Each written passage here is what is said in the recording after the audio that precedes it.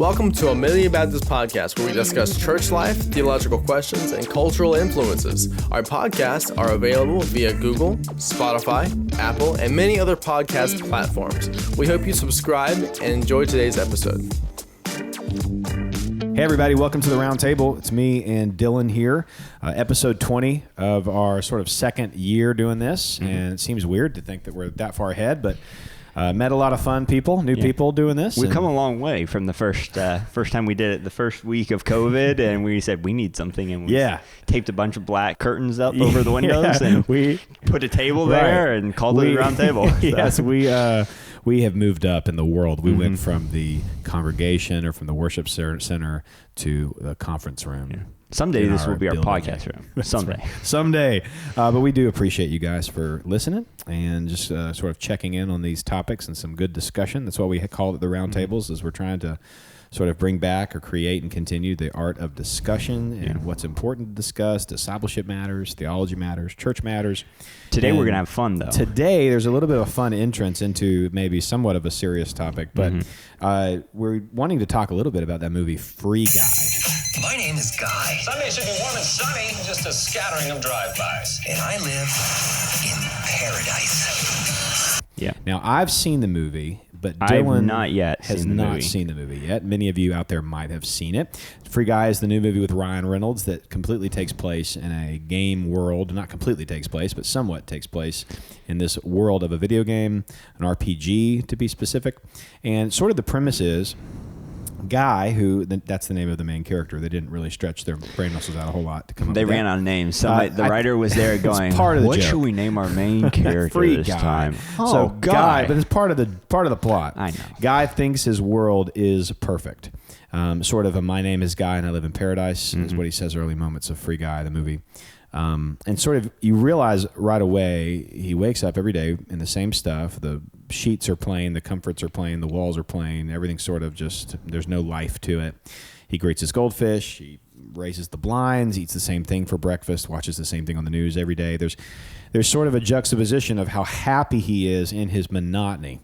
Yeah. And then you meet up with his friend, and they settle in for another day as a bank teller, but what they don't tell you is that he lives in this video game called Free City. And to the outsider, it's not a paradise. It's a bit more like that video game Grand Theft Auto. Yeah. So I'm not a big gamer, but it's rather controversial. You sort of there's a lot that could be said for video games. I'm just throwing that out there because half of your group's going to go, this is great, and the other half's going to go. They're going to have a lot to say about this. You play one that, if Adam? they're into it. No, I just know a lot of stuff about things that don't matter. Culturally apt. But people in his days before pastoring. I played Grand Theft Auto a lot. People in the video game are routinely shot and buildings explode and they rob people, and it's as always sort of poking at the alluring factor of these RPGs where you go and you become someone you want to be but you can't be because of like laws and rules and stuff. And I think it's a bit more showing of human nature, which you'll find to be a bit ironic when you see where we're going with this. Yeah, one thing I thought was interesting watching, just doing the little research leading up to this and watching the trailer and everything, was that he thinks it's normal. Like it's clockwork. Yeah. Yeah, every day he's robbed and he just kind of gets down and nothing affects him. He's a nothing character, but he thinks it's a perfect time, perfect place. And Ryan Reynolds really does just an incredible job at the character, which his eyes closed, he can play some killer protagonist. He's just got that on him. But if you think of like The Sims and Grand Theft Auto, that's sort of what this world is. Well, anyway, they are considered NPCs, which are non-playing characters. And it's sort of bystanders and extras around, and they're getting run over, shot, and all this other stuff. And then they regenerate. They wake up the next morning and do the whole thing again. It's very, has fillers. Elements of, yes, exactly. So Free Guy is the tale of Guy who all of a sudden becomes self-aware and begins to make choices, and it confuses people when you immediately move from the video game world to the real world. It confuses all the programmers. And the reason why he's able to do this is because of some artificial intelligence code that you'll see as part of the first act. Now, I'm not going to say too much more or too much else because I don't want to give away any spoilers or anything like that. But you have this existentialist philosophy in the movie he's in, And Guy is not the only character in the film who needs to learn to take responsibility for his life and his choices. And so you start getting a sort of a mirrored effect in the storytelling. It really was, just as a quick review, entertaining. I mean, it was unique. I'm always up for a very unique plot line nowadays, since you live in a world of sequels and trilogies, just kind of the same thing and wearing it out. It's really refreshing, kind of a storytelling thing. Now, you can go on Parent Review or Common Sense Media, because there are just a couple bomb curse words. And overall, there's no sex, no nudity in any of it, and I wouldn't be talking about it if there was, because I wouldn't be watching it. But the message here, really, without giving any spoilers, and I'm not a gamer, but this movie will resonate with gamers, is that there is something to be freed in you. That everyone's sort of in like a state, much like the Matrix introduced us to, you don't know you're living in the Matrix, but you're in the Matrix. Right. Sort of an unawareness that there is a need to be aware and the need to be woke. And only when you can be awakened, however you want to say that, the only way you can be awakened is through a grasp of reality, and then you're able to live exactly how you want to live. Like, you have a lot of my truth sort of in this. And I don't know if you ever saw The Truman Show. I did not. But in 1998, Jim Carrey made this movie that holds up brilliantly in the reality TV age, where Carrey plays a man named Truman Burbank, who was raised in this giant bubble. But every moment of his life was broadcasted by the world. Ed Harris played the creator. And Truman's life changes when he starts to realize something is fishy, and he wonders if he can break out of the construct and find his own way, and goes up against the show's creator. So that right there is, this person wakes up, starts with anxiety, something's wrong, but it ends up being very freeing for him, because he goes up against the show's creator. He goes up against the hold things have on him, and the prism things put him in, and the box that he's living in. And he's woke. He's there. He's alive now. So it's probably not as well known now, but The Truman Show is this very, very important movie where a character, realizing they're being controlled, sort of sees a force bigger than him, and starts becoming into a large meditation on the meaning of life, fate, chance, and destiny. Now, people probably at this point in time are going, okay, why are you all talking about movie reviews, and what does that have to do with current culture, Christianity? Yes, well, I'm glad you asked, audience participant. Yes. I'm just helping you know what people are thinking right now. This is right, exactly. No, and then we're going to do 5 more movie reviews, and you've wasted your time. No, Free Guy raises other surprisingly deep questions about the nature of being.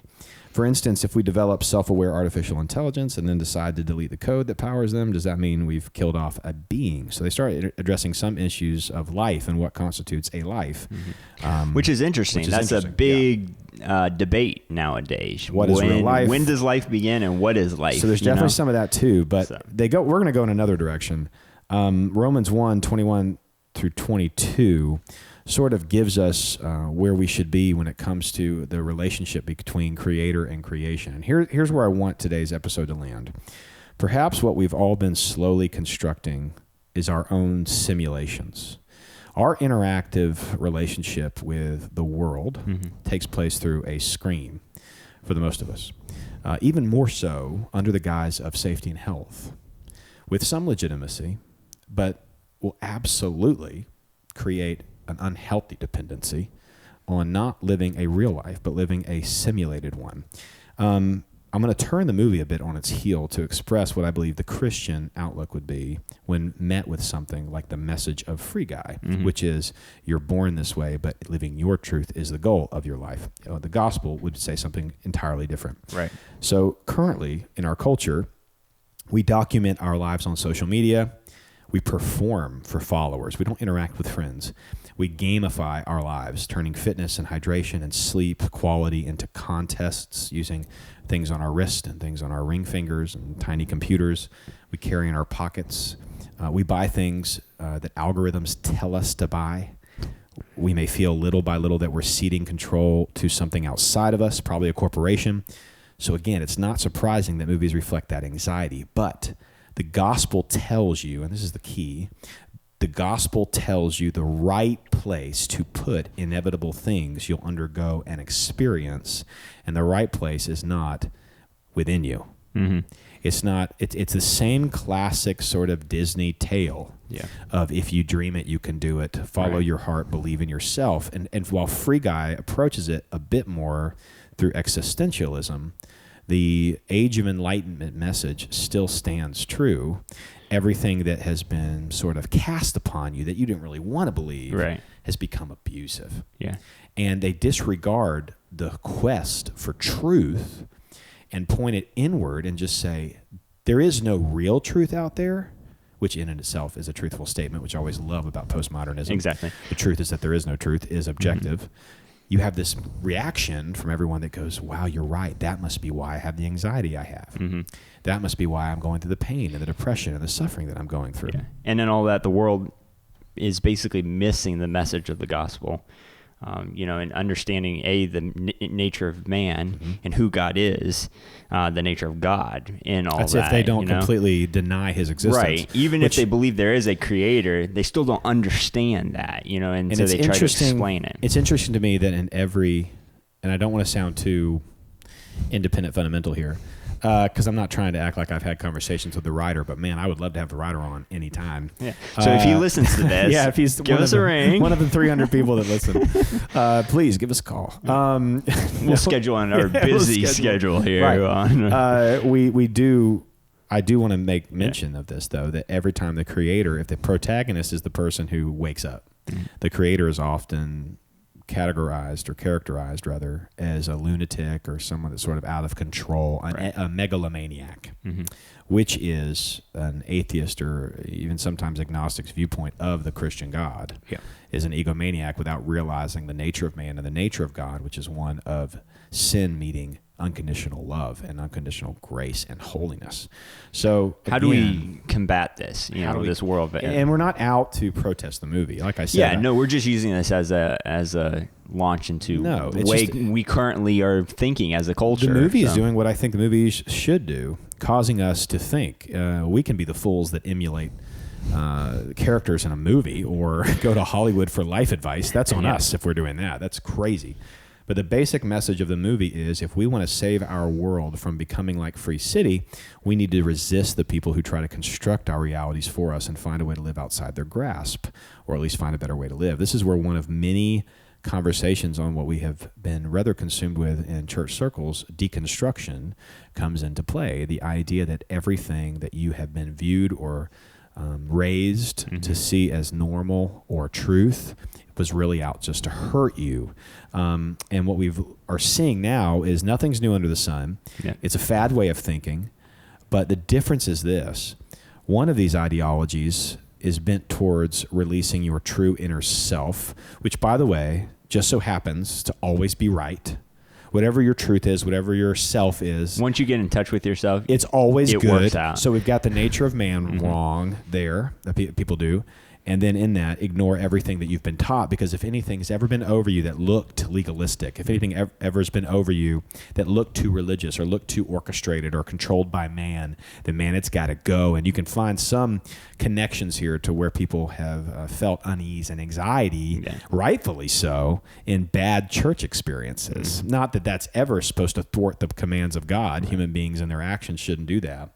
But we do see a very big reality with deconstruction that's flowing with the ideology behind this movie that says your best case is to wake up from your monotony. Even if you think you're happy in it, you're not really living your true potential, your true self, unless you rebel against the authority there, because the only real authority in your life should be you.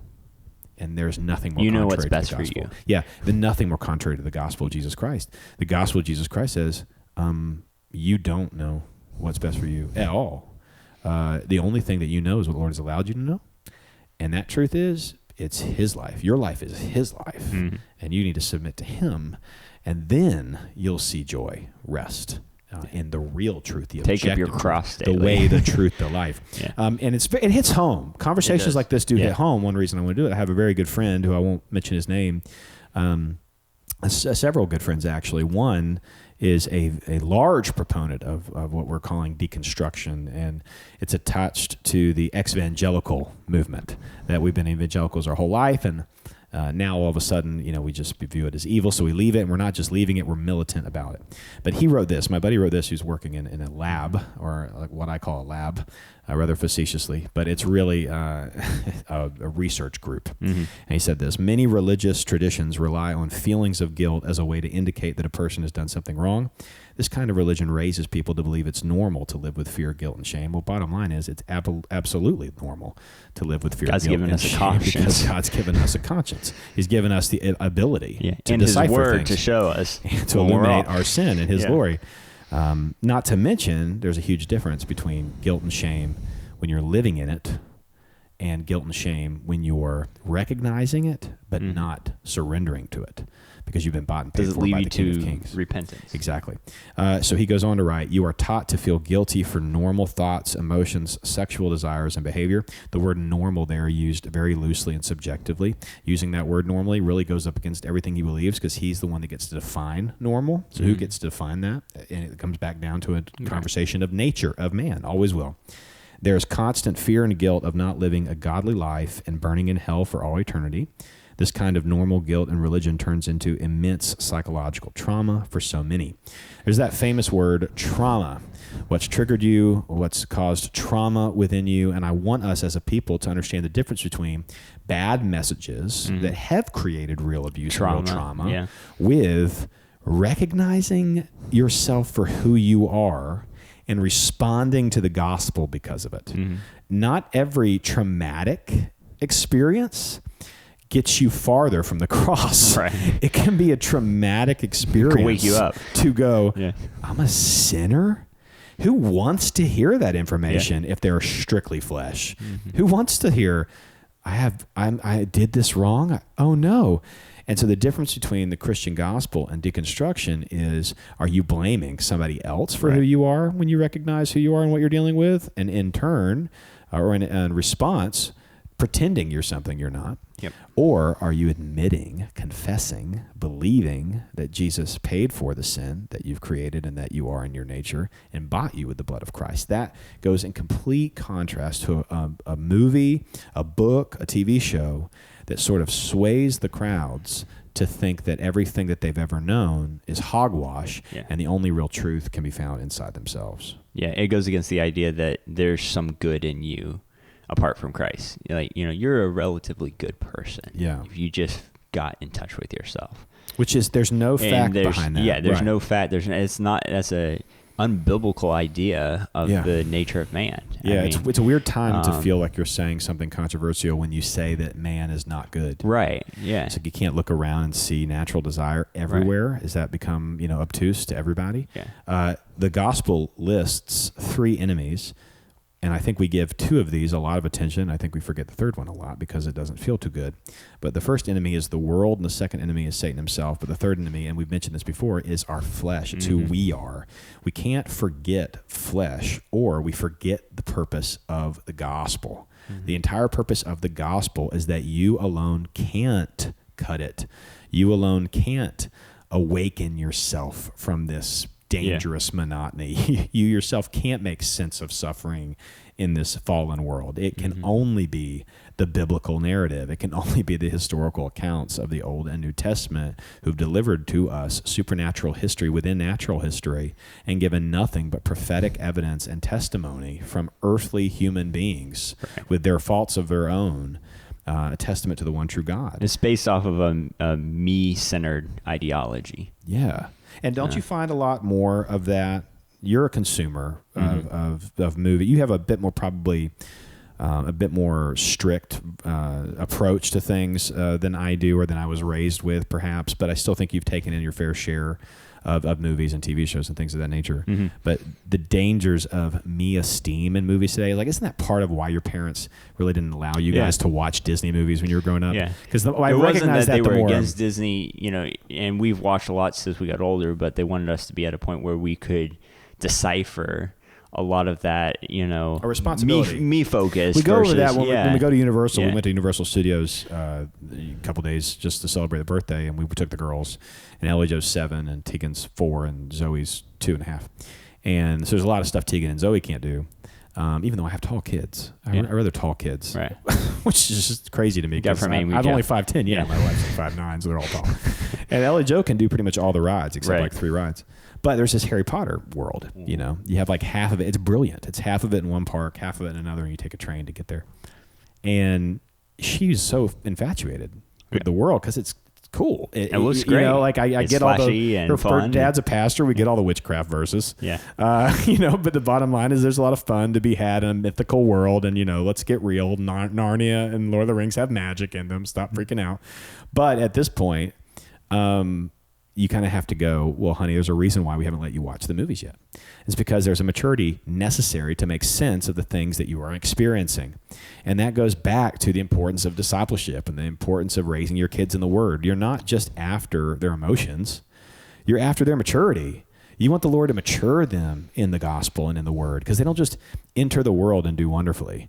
There's struggle, there's pain, there's disappointment, there's failure. And maturity helps you make sense of that, not from a me-esteem perspective or a self-esteem perspective, but from one that esteems the Lord in everything that you say and do. Very Philippians 4, sort of, wherever I'm doing and whatever is being done to me, let it all be done for the power and the majesty of the Lord and the glory of the Lord is what I was looking for.